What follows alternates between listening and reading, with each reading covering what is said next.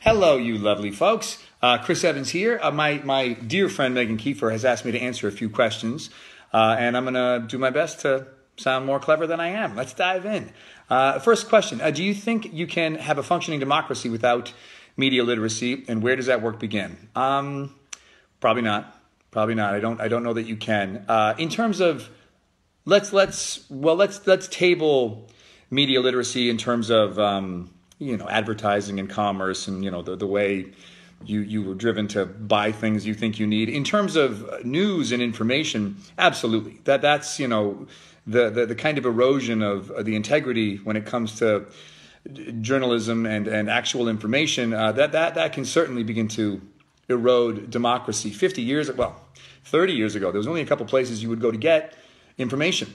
There was really only one set of facts. The proliferation of the internet age has allowed everyone to kind of be their own news source, and there is no more North Star, and it has become this kind of bastardized quest for ratings. And when that happens, when the lines blur between what's factual and what's not, and what the integrity of the institution would at one time expect compared to now just what's catchy and what sells, that can be a very quick race to the bottom. And yeah, I think democracy can start to erode in that system. Where does the work begin? I suppose just educating yourselves, educating your mind to identify these things when they're kind of being transmitted to you.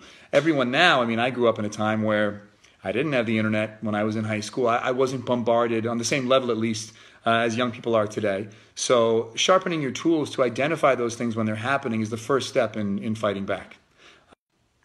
The next question, how is ASP helping? By trying to remove that sort of journalistic flair. I think people understand now what works in selling a product, more so than even 30 years ago. When I watch CNN, if there's a debate, it's Trump and Biden. It's like a monster truck rally. So out of the gate, they're already trying to bait you in and inject something in your brain that tells you that this is a little more controversial or dramatic than it needs to be, really. And somewhere inside your subconscious, you know that, and it kind of turns you off. It leads to distrust.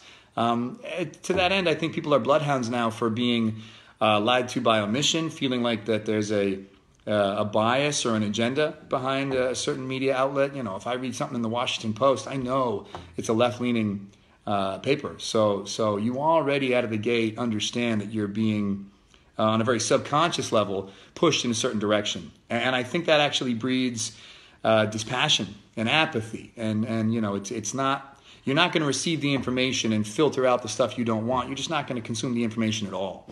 So with ASP, I think we're trying to let you know, listen, we're not doing that. Study the mechanism. There's no way we can inject our own opinions. And hopefully that will breed some sort of trust.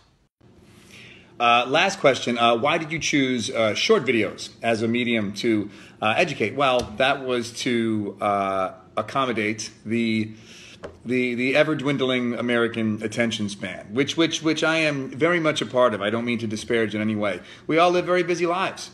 And I think, look, if I need to look up a video on how to change a tire, and there's a 1-minute video and a 3-minute video, I know which one I'm watching. I know how to change a tire. I was just giving an example. So we just felt that, truth be told, you can get a lot of information in a minute. Sometimes the bloviating nature of certain elected officials you lose your audience. You zone out. So we were trying to cut out the fat, give people exactly what they need. And again, given the busy life of most Americans, I think that service wins the day, hopefully. That's all I got.